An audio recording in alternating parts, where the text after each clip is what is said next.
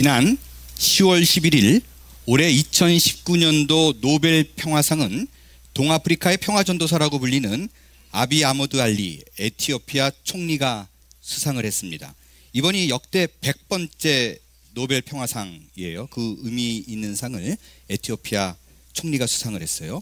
노벨위원회가 발표한 수상 배경으로는요, 평화 국제 협력을 위한 노력을 했다라는 것이 그 이유입니다. 특히 이웃 에리트레아라는 나라와 유혈 국경 분쟁을 끝나고 종전 선언을 이끌어냈다라는 게 수상의 이유였습니다. 두 나라 간에 어떤 일이 있었는가? 이 에리트리아라는 나라는요, 에티오피아와 바로 붙어 있는 국경 나라입니다. 이 화면을 보면요, 에티오피아가 바로 가운데 있고 그 위에 빨간색 이렇게 쳐져 있는 그게 에리트레이아라는 나라예요. 듣도 보도 못한. 좀 가까이 보겠어요. 네. 티 나죠? 위에 붙어 있는 거요. 이 에리트레아라는 나라가 어떤 나라이냐면요, 원래 이 나라는요 1952년에 에티오피아와 합병되어 있던 나라였어요. 그런데 30년에 걸친 투쟁 끝에 드디어 1993년에 독립했습니다. 그런데 1998년에 불분명한 국경으로 인해 거기 문제가 좀 있었는 모양이에요. 양국 간에 아주 전면전으로 전쟁을 했어요. 그래서 2018년도까지 약 20년간 국경을 둘러싼 전쟁으로 양측에서 약 8만 명이 넘는 사망자가 발생을 합니다. 그러던 중에 지난해 4월에 당선된 아비 총리가 취임 직후 20년간 분쟁 관계였던 에리트레아와 화해를 적극 추진합니다. 4월에 당선됐는데 7월에 종전선언을 이끌어내고 양국 외교관계를 정상화합니다. 전 세계가 아주 그냥 깜짝 놀라요.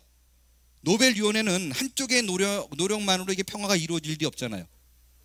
장단이 맞아야죠. 그래서 아비 총리가 내민 손을 잡은 에리트레아의 이사이아스 대통령의 공로도 높이 사서 평가했어요. 근데 평가만 했어요. 상은 아비 총리만 받았어요. 이 두 사람의 사진을 한번 볼게요. 둘이 봐도 척 봐도 좀 화목해 보이는 사람이 상 받은 사람이에요. 오른쪽에 넥타이 맨 사람, 그 사람이 에티오피아 총리이고 그 옆 사람이 에리트레아의 대통령 이사이아스 대통령입니다. 오늘 이 팔복 8번째 시간이에요. 이번에 함께 나눌 말씀은 화평케 하는 자의 복입니다. 예수님이 말씀하신 화평케 한다 라는 게 무슨 의미가 있는가? 또 화평케 하는 자는 어떤 삶, 무엇을 추구하는 삶을 살아야만 하는가라는 것을 살펴보도록 하겠습니다. 첫 번째 우리가 살펴볼 것은 화평케 한다는 것의 화평케 함의 의미입니다. 먼저요, 우리가 갖고 있는 평범한 상식으로 접근해 보겠어요. 화평케 하는 자, 이게 뭐냐라는 거예요. 이 화평케 하는 정의를 한번 이렇게 내려볼게요. 나라는 존재가 사람과 사람 혹은 나라와 나라 사이의 평화로움에 기여하는 자, 맞죠? 노벨 평화상 누구에게 줘요? 노벨 평화상을 누구에게 주나 살펴봤더니 이렇게 돼 있어요. 국가 간의 우애, 군사력의 철폐와 축소, 그리고 평화 증진을 위해 최대 또는 최선을 기여한 사람. 이게 앞에 화평케 하는 자와 굉장히 비슷하죠. 그러니까 영어로는 간단해요. peacemaker. 말 그대로 평화를 만들어내는 사람입니다. 그런데 오늘 성경을 보니까요, 이렇게 평화를 만들어내는 자는 하나님의 아들이라 일컬음을 받을 것이다 라고 얘기했어요. 오늘 이 본문을 가지고요, 제가 여러 가지 참고서적을 뒤지기도 하고 또 훌륭한 목사님들의 설교를 또 듣기도 하고 그랬는데, 지금은 고인이 되신 분인데 한국에서 정말 유명한 분이시고요, 너무나 한국 분들, 한국의 성도들에게 존경을 받으셨던 목사님이 이 팔복 시리즈를 설교를 하셨더라고요. 그래서 제가 요 화평케 하는 자에 대한 설교를 들었어요. 근데 그분이 지금 현재는 고인이시지만 그분이 뭐라고 설교하셨냐면 2000년도에 남북 정상회담을 했어요. 그죠? 그때 고 김대중 대통령과 고 김정일 위원장이 함께한 그 정상회담, 그때요 이 정상회담을 주관했던 고위 관리들이 아주 많은 퍼센테이지가 크리스찬이었대요. 그런 예를 드시면서 뭐라고 얘기하셨냐면 이분들이야말로 화평케 하는 일에 사용되었으니 하나님의 아들이라 불림을 받기에 충분하다라고 말씀하셨어요. 화평케 하는 일이 김대중 대통령 혼자 뛰어서 될 일도 아니잖아요. 마찬가지로. 그러니까 김정일 위원장도 함께 같이 이뤄낸 역사예요. 그래서 이분이 뭐라고 얘기하셨냐면 그때 그 순간만큼은 김정일 위원장도 하나님의 아들이었음이 분명하다라고 설교하셨어요. 수만 명의 교인들이 아멘 하더라고요.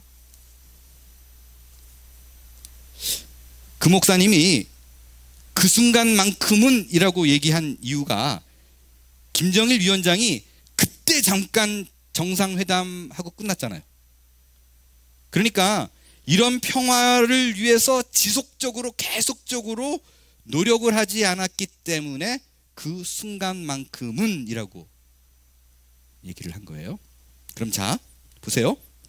그럼 보자고요.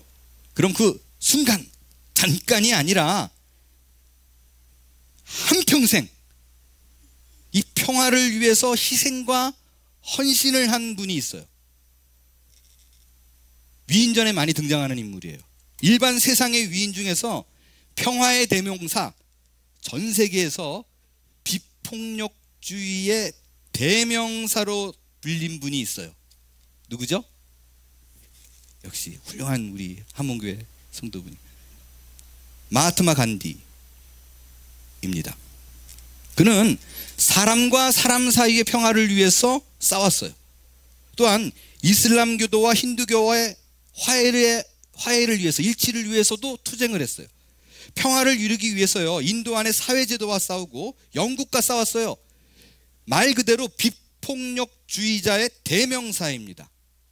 그리고 여러분 이 마하트마 간디가요 책 중에서 가장 좋아하는 책이 성경책이었어요. 그리고 그 성경책에서 가장 좋아하는 구절이 바로 이 팔복 구절들이었습니다. 그래서 마하트마 간디는 아침에 눈 뜰 때마다 팔복을 읽었다라는 것은 아주 유명한 얘기입니다. 암살당하는 그날도요 아침에 일어나서 팔복을 읽고 나갔다가 저녁에 암살당한 거예요. 그렇다면 그는 평화를 위해서 평생을 뛰었어요. 그럼 그는 하나님의 아들이 맞네요. 그죠? 화평케 하는 일에 몸 바쳤잖아요. 이뤄냈잖아요. 그러면 그가 하나님의 아들이라는 불림을 받기 조금도 부족함이 없는 사람 맞나요? 애석하게 간디는요 그가 평화를 위해서 평생을 싸웠지만 결코 하나님의 아들이라고 불림을 받을 수가 없습니다. 왜냐하면 그는 힌두교인이에요. 성경을 읽는다고 해서 다 크리스찬 아니에요. 좋아한다고 해서 다 크리스찬 아니에요. 그의 종교는 힌두교였어요. 그러니까 예수를 구원자로 믿는 사람이 아니었다는 것이에요. 그렇다면 분명하게 답이 나와요. 예수님이 말씀하시는 화평케 하는 자가 우리가 생각하는 단순하게 고즈넉하게 이 세상을 만드는 사람, 평화로운 상태로 이끄는 사람, 그것을 만드는 사람을 의미하고 한 말이 아니었다라는 것을 우리가 쉽게 짐작할 수가 있습니다. 성경에서 의미하는 화평은 다른 거 아니에요. 하나님과 인간 사이에서 오는 그 관계 속에서 이루어지는 평화를 의미합니다. 그 외에 세상에 존재하는 모든 평화는 다 가짜예요.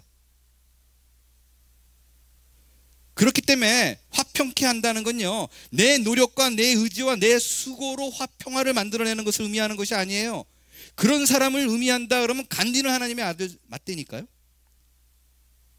성경에 화평케 함이라는 말은요, 하나님이 없는 자가 하나님을 인식하게 되고 예수 그리스도를 믿음으로 말미암아 하늘로부터 오는 평화를 소유하는 것을 의미합니다.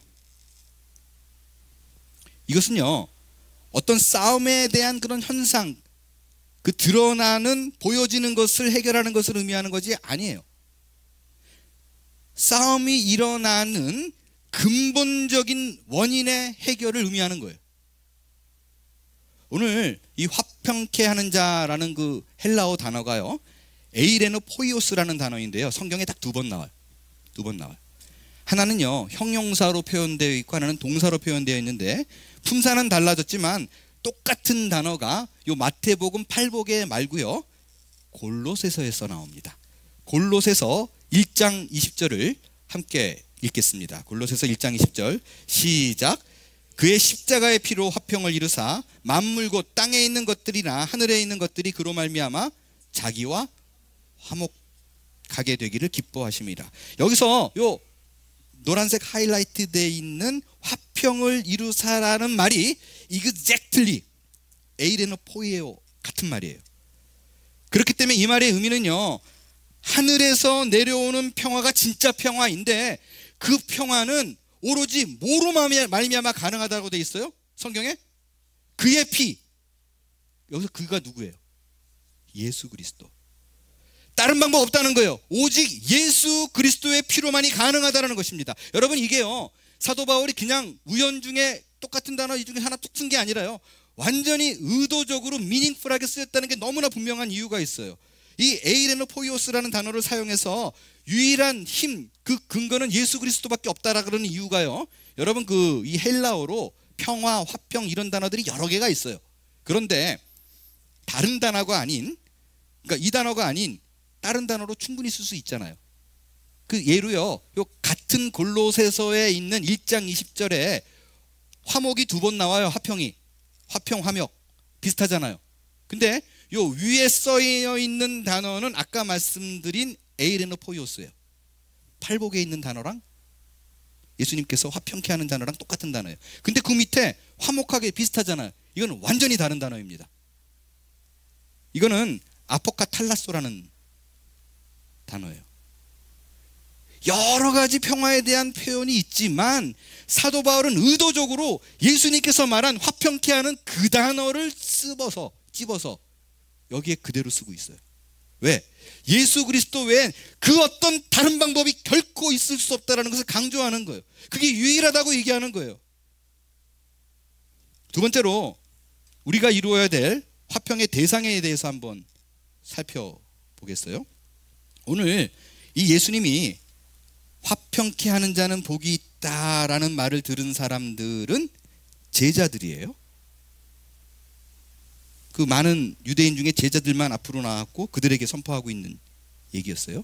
근데 이 유대인이었던 제자들이 화평케 하는 자는 복이 있다는 말을 딱 들었을 적에 그들은 이 시대적 상황 속에서 당연히 화평케 하는 자의 의미를 달리 해석하지 않았어요.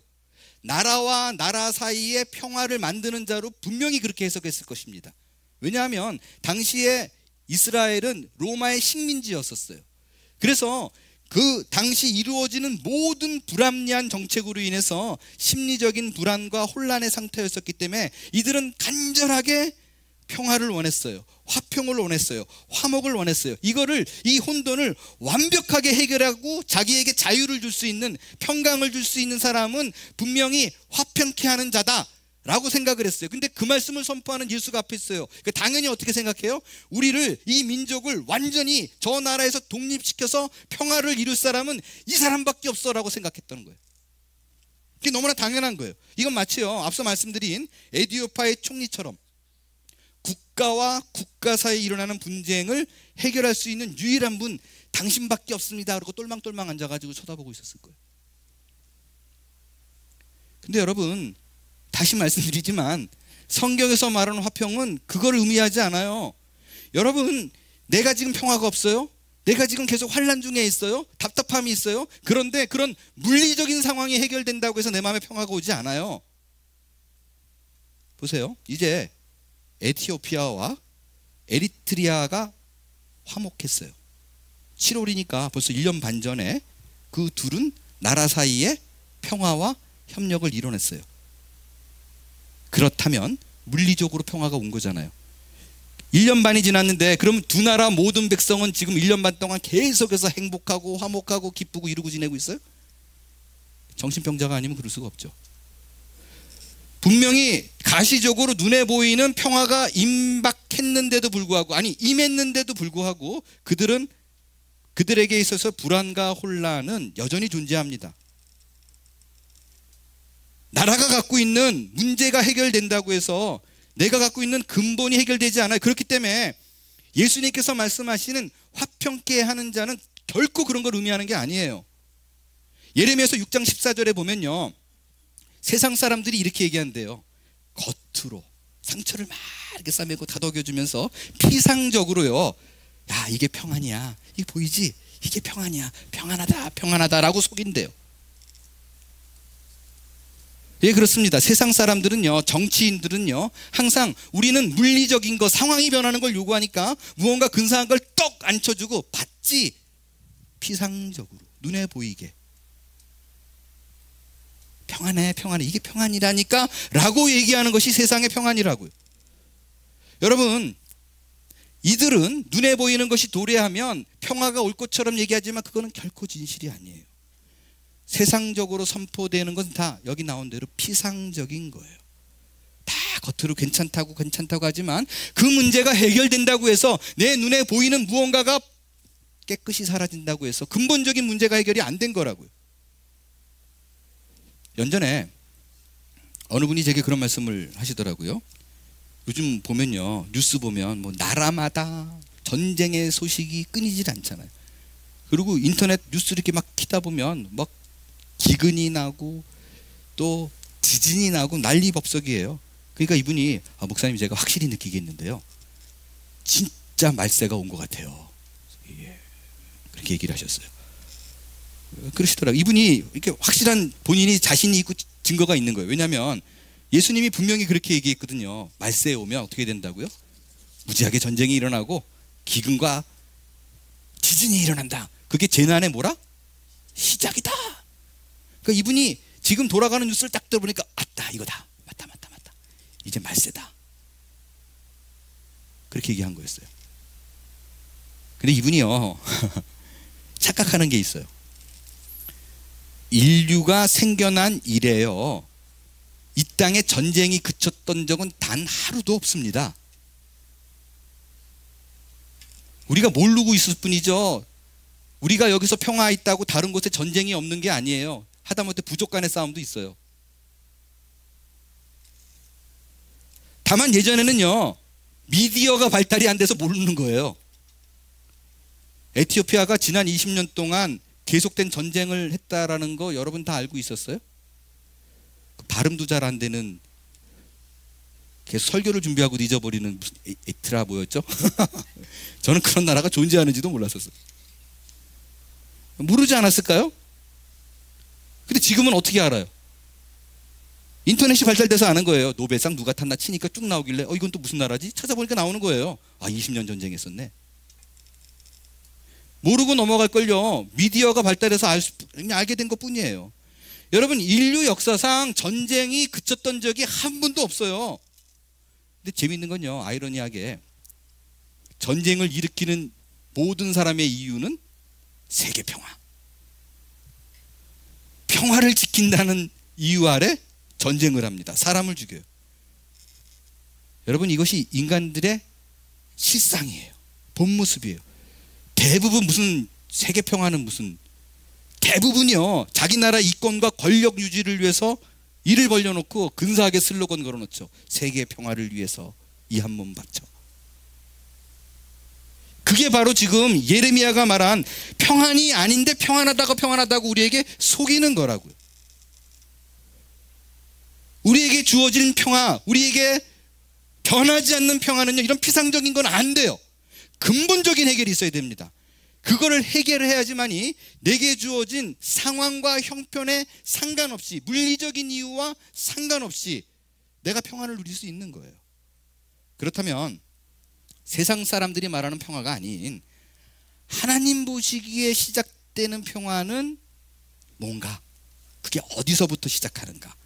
성경에 보면 그 평강의 근본이 어디 있다라고 얘기를 해요. 루트, 가장 뿌리가 되는 거, 거기서부터 하나님의 평강이 나온다라고 말한 성경 구절이 있어요. 이사야서 9장 6절 7절 함께 읽겠습니다. 시작.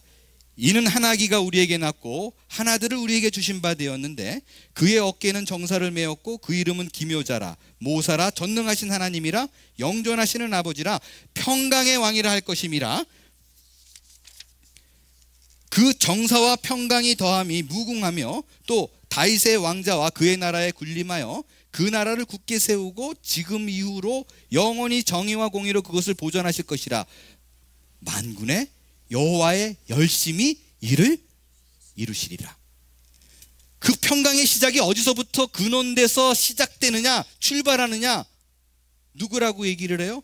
하나님께서 우리에게 아들을 주신 것으로 시작을 한다라고 얘기해요. 그의 이름이 평강의 왕이래요.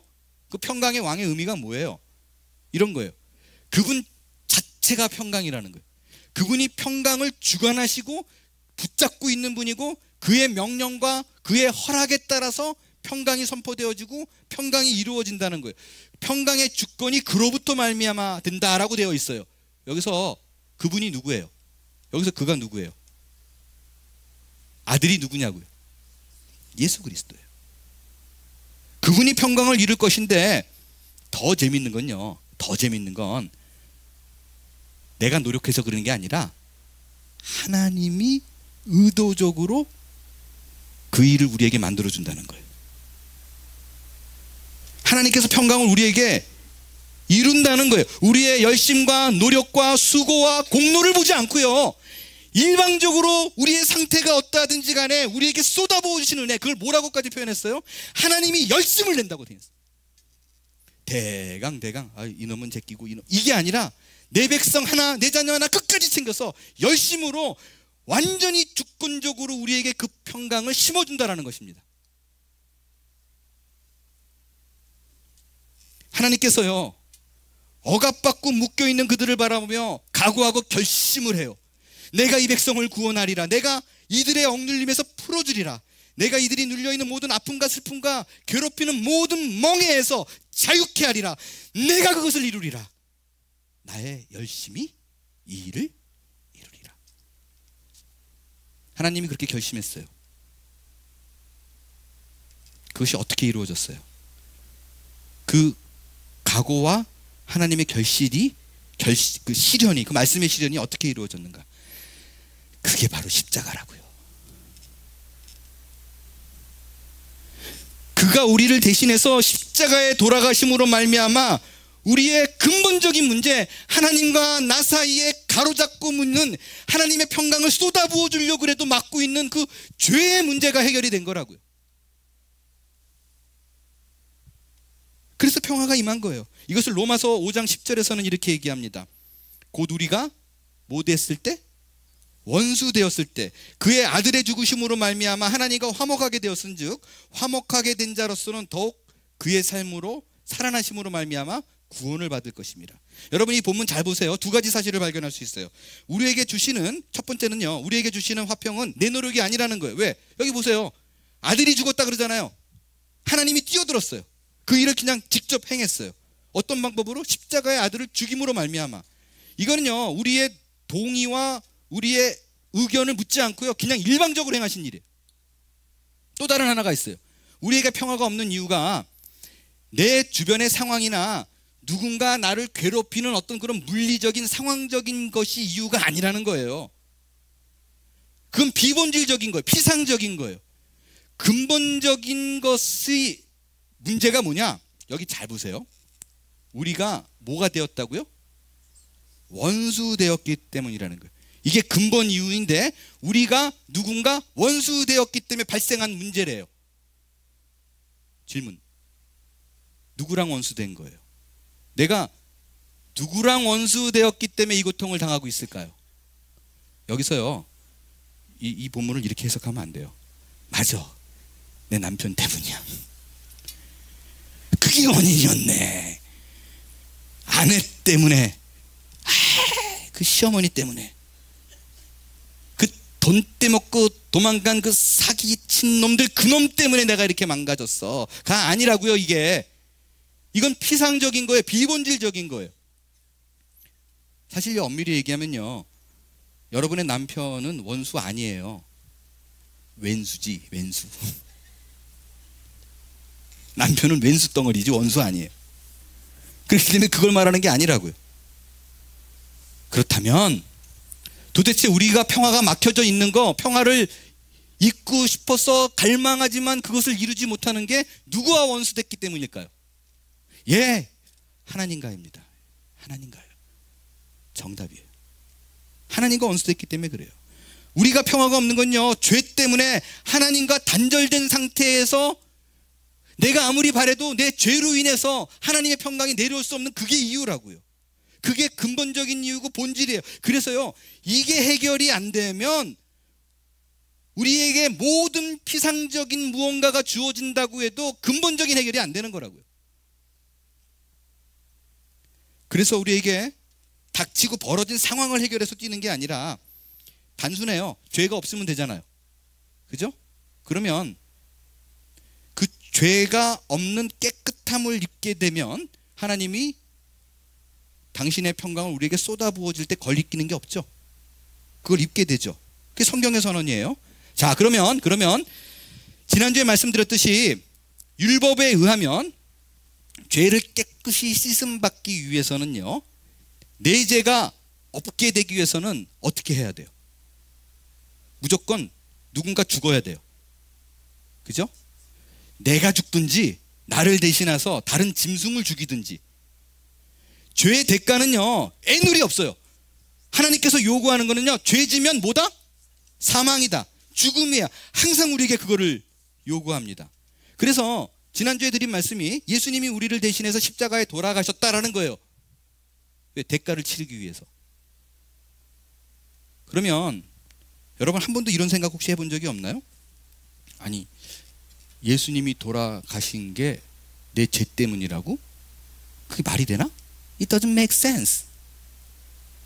여러분, 이게 믿어져요? 아니, 저는 처음에, 제가 중학교 때 예수를 처음 복음을 듣게 됐는데, 복음을 전하는 사람이 첫 문제가 뭐냐면, 그게 뭐냐면, 너는 죄인이다. 그것도 기분 되게 나쁘잖아요. 쥐가 날 뭘 한다고 느닷없이 죄인이라고. 근데 뭐 죄는 졌으니까 그죠? 오케이, 그랬는데 이 친구가 하는 말이, 그 죄를 씻음받기 위해서는 예수를 믿으래요. 그게 뭐냐 그랬더니, 예수가 내 죄 때문에 돌아가셨다는 거예요. 나를 위해서 대신 죽었다는 거예요. 제가 그 얘기를 딱 듣는 순간 처음 듣는 생각이 뭔지 알아요? 이건 정말로요, 정신병자 아니야? 이런 생각 들었어요. 아니, 여러분, 이게 들었을 때 아멘 할렐루야 그러고 눈물이 나던가요? 나는 그 얘기 딱 듣는 순간, 야, 이거 예수 믿는 애들을 상종하지 말아야지. 얘네들은 이성도 없고 상식도 없는 애들이네. 아니, 이게 말이 되냐고요. 그러니까 오늘 제가 죄를 졌는데 나를 위해서 제 아내가 죽었다 그러면 이거 맥센스 하잖아요. 아니, 근데 나는 지금 오늘을 사는데 2000년 전에 예수가 나를 위해서 죽었대. 이게 말이 되냐고요. 그래서 이건 믿으면 안 되는 종교구나, 이렇게 생각했어요. 근데 왜 이걸 주야장창 주장하고 그걸 믿을 수 있을까? 그게 어떻게 오늘을 사는 내가 과거에 죽은 예수님 때문에 죄사함을 받은 것일까? 그건요, 잘 들으세요. 내가 예수님을 지금 바로 믿는 순간 성경에 의하면 그리스도와 연합된 자가 돼서 과거 2000년 전의 십자가 사건이 오늘의 현실화가 된다는 거예요. 가장 중요한 키워드는 뭐냐면 연합입니다. 그 증거가 우리가 그리스도와 믿음으로 연합됐다라는 것을 상징적으로 나타내는 의식행위가 있어요. 그게 뭐예요? 침례입니다. 우리가 예수를 믿으면요, 침례를 받습니다.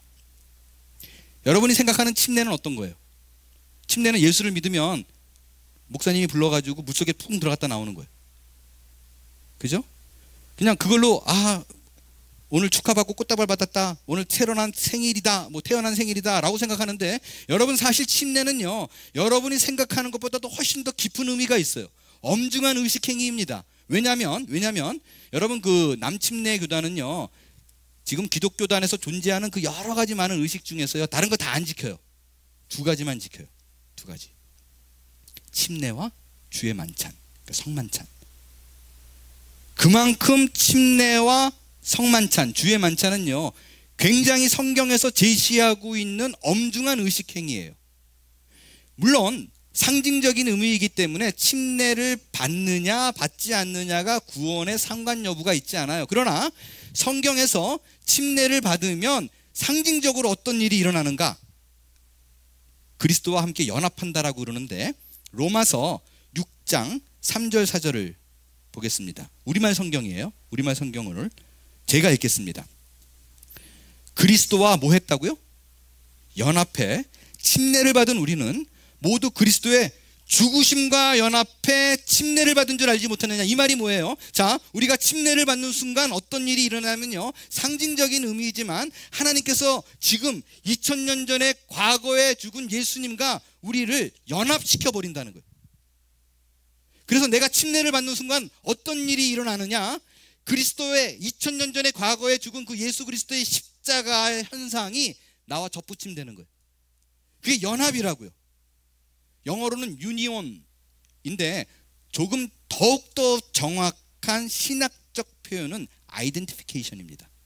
이거는 뭐냐면 과거의 그와 내가 일체화, 동일화, 동질화되는 거예요. 침례를 받는 순간 하나님께서 그걸 상징화시켜 버렸어요. 그래서 어떤 일이 일어나냐? 4절. 그러므로 우리는, 자 보세요, 연합됐어요. 이제 하나가 됐어요. 그래서 어떤 일이 벌어지냐? 죽으심과 연합해 침례를 받았죠. 그래서 그분과 함께 묻혔어요. 무슨 말이냐면 우리는 예수님과 연합했기 때문에 그 길을 똑같이 걸어갈 거예요.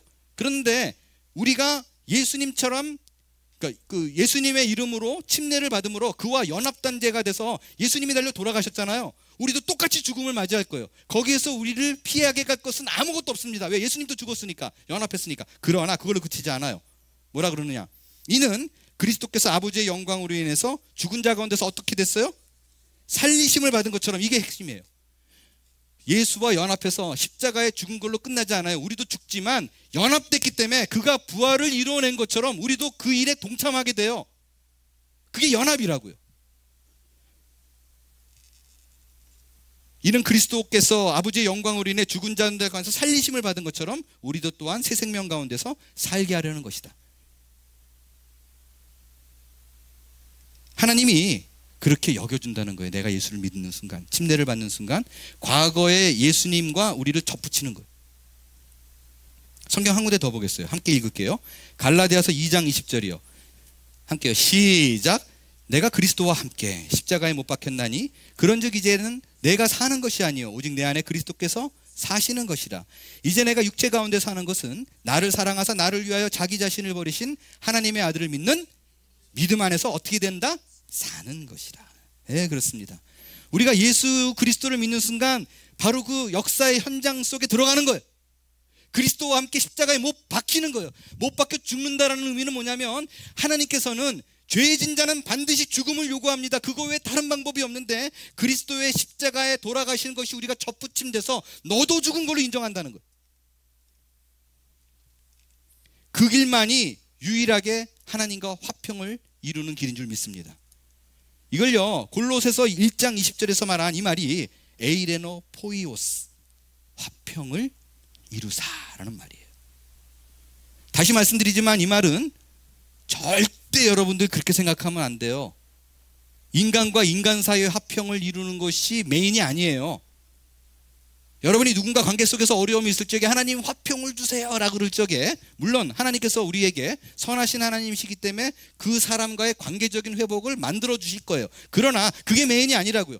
정말 중요한 거는 그의 피로 말미암아 근본적인 하나님과 나 사이의 관계가 회복되는 거예요. 이게 본질이라고요. 사람과의 관계, 나라의 관계 이런 거는 다 비본질적인 거예요. 그거는 내가 오늘 기도해가지고 회복됐다가 그 다음날 어떻게 될지 모르는 거라고요. 여러분, 우리가 결혼식을 할 적에 그 자리에서 내가 이 남자와는, 이 여자와는 딱 1년 반만 사랑했겠다, 이런 거 안 하잖아요. 검은 머리 팥뿌리잖아요. 그런데 무슨 일이 벌어질지 아무도 모르는 거고요. 친구들끼리도 우리는 의형제야, 피를 나는 뭐 이러고 술 한잔 먹고, 그 다음에 술값 때문에 싸우고, 보증 서 가지고 돈 때문에 갈라서 아무도 보장을 못하는 거예요. 왜? 그건 다 비본질적인 거기 때문에. 그러나 십자가의 피로 말미암아 하나님과 나 사이의 화평을 이루면 우리에게서 본질적인 문제가 해결이 된다는 것입니다. 우리에게 주어진 화평의 대상은 누구다? 하나님이다. 이게 예수님께서 우리에게 약속하신 팔복의 약속이라고요. 그 은혜예요. 이제 마지막으로요, 세 번째, 화평을 전하는 자, 화평케 하는 자의 의미를 살펴볼 거예요. 우리는 지금까지요, 화평케 한다는 게 무슨 의미인지 알았어요. 예수님이 말씀하신 화평케 하는 자는 이게 나라와 나라 사이, 민족과 민족 사이, 이 개인의 분열을, 나라의 분열을 화목으로 이루는, 온전케 만드는 이런 게 아니에요. 가장 근본적인 거, 예수님이 말하는 화평케 한다는 거는 하나님과 나 사이의 죄의 문제를 해결한다라는 의미였었어요. 그럼 지금 보세요. 화평케 하는 자는 복이 있다고 그랬죠. 그러니까 그 화평을 받은 자는 복이 있다는 얘기가 아니에요. 화평케 하는 자는 복이 있다라고 얘기했어요. 이 말은 도대체 무슨 의미냐? 라는 거예요. 여러분, 그 머릿속에 좀 세뇌가 됐으면 좋겠어요. 제가 팔복 시리즈를 시작하면서 누누하게 여러 차례 반복해서 말씀드린 거 있어요. 예수님께서 팔복을 얘기할 때 이건 조건이 아닙니다. 이렇게 살면 너에게 복 주고 살지 않으면 나도 몰라, 이게 아니라고요. 왜냐하면 이미 이 팔복은 예수님을 믿는 그 제자들에게 선포되는 거예요. 이미 예수를 믿었다는 것은 예수님을 통해서 화평을 이룬 자들이라고요. 이미 복이 주어진 거기 때문에 원어의 의미는 복을 조건으로 달고 있는 것이나 그들을 바라보면서 복이 있도다로 시작하는 거예요. 그러니까 화평케 하면 복 받고 아니면 나도 몰라, 이런 게 아니라고요. 팔복 원어의 의미는요, 복을 받은 자들을 보며 예수님이 감탄해하는 거라고요. 복의 선언이고 선포이고 감탄사예요. 그래서 직역하면 이렇게 말할 수 있어요. 복되도다. 이미 조건이 아니라 복되도다. 화평케 하는 자여, 너희는 하나님의 아들이라 일컬음을 받게 될 것이다. 이게 원어를 직역한 거예요. 자, 왜 이들에게 화평케 하는 자라는 표현을 쓰는가? 다시 말씀드리지만 이미 예수를 믿는 사람이라는 것은 화평을 이룬 자들이에요. 그래서요, 내가 하나님과 관계적인 화평을 이루는 건 내 노력이 아니라 그랬죠. 그래서 무리 중에서는 당신의 열심으로 그 일을 행해가지고 이미 하나님과 화평을 이뤘는데 본인이 못 믿는 사람들도 있어요. 동의가 안 되니까. 본인이 모르지만 하나님께서 열심히 이미 그 12 제자를 향해서 구원의 손길을, 화평의 손길을 행해 놓은 상태예요. 우리 중에도 마찬가지예요. 이 자리에 다 앉아 있지만 내가 예수를 믿는가 막는가 잘 모르겠다라고 생각하지만 여전히 구원받은 백성인데도 본인은 모를 수가 있다라는 거예요. 이런 분들은요, 어떻게든 하나님께서, 저는 그렇게 믿어요, 그걸 알게 하실 거예요. 이 말은 뭐냐면요, 여러분에게 항복을 받아낼 거라는 거예요. Anyway, 그런 그들이 하나님과 화목했는데 내 노력이 아닌 자들이 다른 사람에게 가서 그 화목해 하는 하나님을 전하는 거예요. 나도 복받고 너도 복받은 사람임을 선포하는 거예요.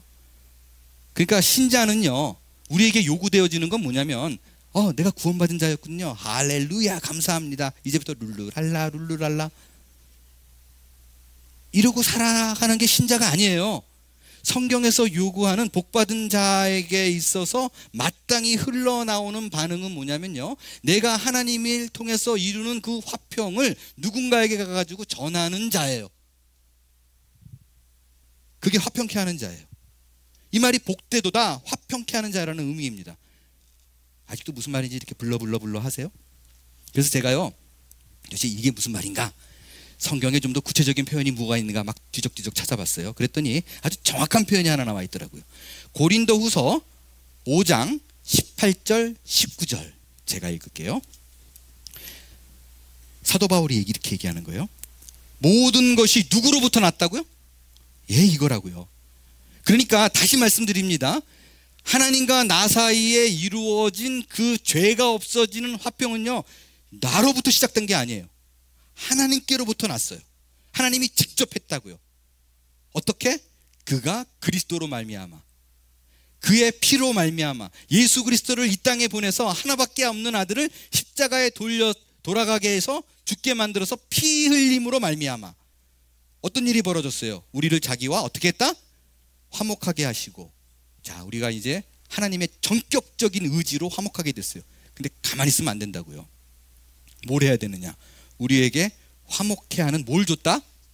직분을 줬다. 임무를 줬다는 거예요. 이제부터 내가 해야 될 일이 있어요. 그리스도의 화목이 전해지는 통로, 화평케 하는 일을 내가 감당해야 된다는 거예요. 19절. 곧 하나님께서 그리스도 안에 계시사 세상을 자기와 화목하게 하시며, 똑같은 얘기예요. 하나님이 했다고. 그들의 죄를 그들에게 돌리지 아니하고, 여기가 중요해요. 잘 보세요. 화목하게 하는 말씀을, 야, 네가 한 거 아니야. 하나님이 이뤘어. 너는 구원받았고 하나님이 너를 위해서 적극적으로 뛰어다니며 너에게 평화를 심어줄 거야 라는 그 말을요, 우리에게 뭐 했다고요? 부탁하셨느니라. 부탁하셨느니라. 여러분 보세요. 내가 예수를 믿게 된 건 누차 말씀드리지만 내 의지와 내 노력이 아니에요. 하나님이 우리에게 주권적으로 우리 안에 들어와서 이뤄낸 일이에요.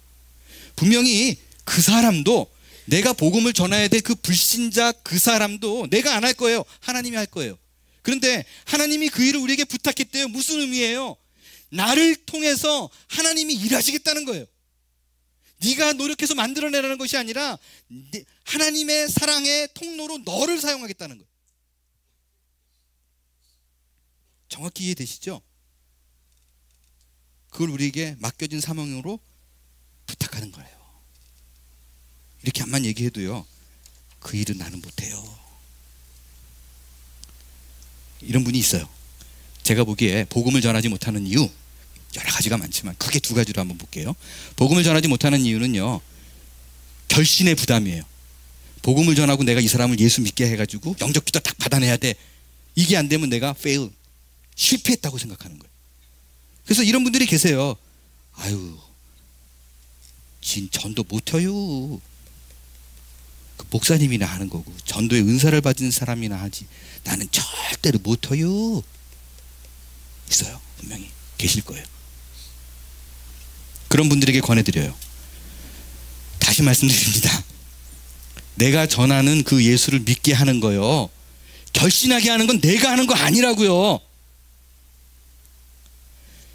내가 예수를, 누군가를 믿게 만드는 거 내 노력과 내 공로와 내 기술이 아니라 하나님이 하시는 일이에요.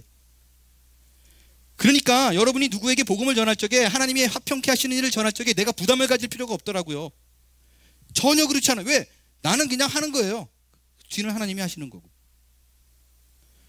예수님이 그 일을 부탁하니까 신부님꾼을 그냥 하는 거라고요. 시키는 거 하면 되는 거 아니에요. 시키는 거. 일 잘못되면 못할 줄 알고 시킨 사람 잘못이지 네 잘못이에요? 자 보세요. 예수님은요, 성경에 분명히 너 달려가서 그 사람 예수 믿게 만들어라고 얘기하지 않았다고요. 왜? 믿게 만드는 건 우리 속은 아니니까. 이게 내 열심이 아니에요. 하나님이 하시는 열심이지. 전도는요, 교회를 나가서 데리고 오라는 말도 아니에요. 네가 가서 예수를 믿게 만들어, 이것도 더더욱 아니에요. 전도 뭐예요? 도를 전하는 거. That's it. 하나님이 너 사랑해. 끝. 예수로 말미암아 너는 구원받은 자가 될 거야. 끝. 전도. 내가 맡은, 예수님이 나에게 부탁한 건 거기까지예요. 굳이 뭐 결신시켜가지고 우리 교회를 끌고 가겠다, 그냥 가까운 교회 나가라 그러세요. 가까운 교회. 진심이에요. 우리의 역할은 그거예요. 꼭 우리 한문교회 데리고 오려고 뭐 일을 쓰고 뭐 이가 아니라 뭐죠? 기를 쓰고 뭐 물론 데리고 오면 좋은데. 근데 그게 목적이 되시면 안 된다는 거예요. 그냥 전해요. 전하라고요. 나머지는 하나님이 하시는 일이에요. 두 번째요. 요런 게 맞아요. 내가 하나님 앞에 사랑받는다는 확신이 별로 없어요. 보니까요. 거의 이래요. 교회를 처음 이렇게 다니기 시작하잖아요. 그럼 하나님이 누군지 모르다가 어느 날 갑자기 뭐가 있긴 있다. 야, 내가 이렇게 그냥 툭 던졌는데 이게 이루어지네. 뭐가 있긴 있는데 이렇게 시작을 해요.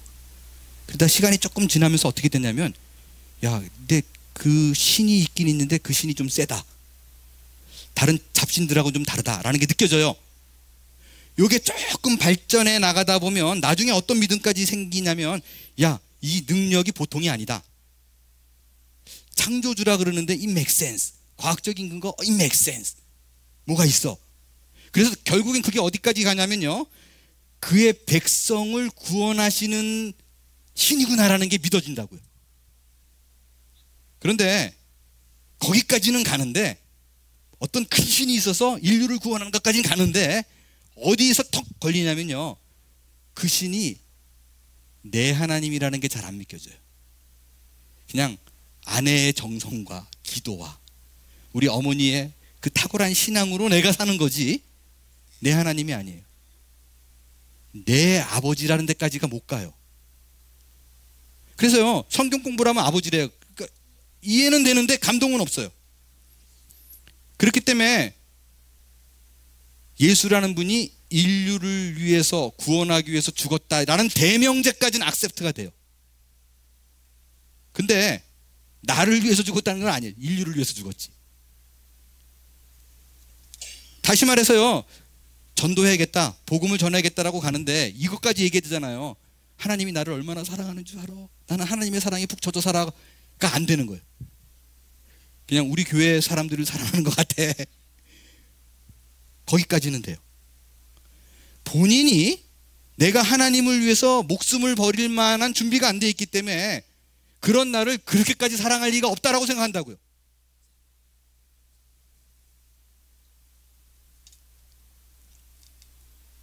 여러분, 질문 드릴게요. 하나님과 내가 아버지와 자녀의 관계이다 믿으세요? 느낌이 잘 안 와요? 그럼 조금 쉽게 풀어볼까요? 좀 친숙하게. 아버지 그러면 괜히 또 이렇게 먼 사람 있잖아요. 아이고, 생각도 하기 싫어, 뭐 이럴 수 있으니까 그냥 단순하게 얘기할게요. 조금 더 친숙하게. 아버지가 이게 느낌이 별로 안 오면 하나님과 나는 가족 관계이다 느껴져요?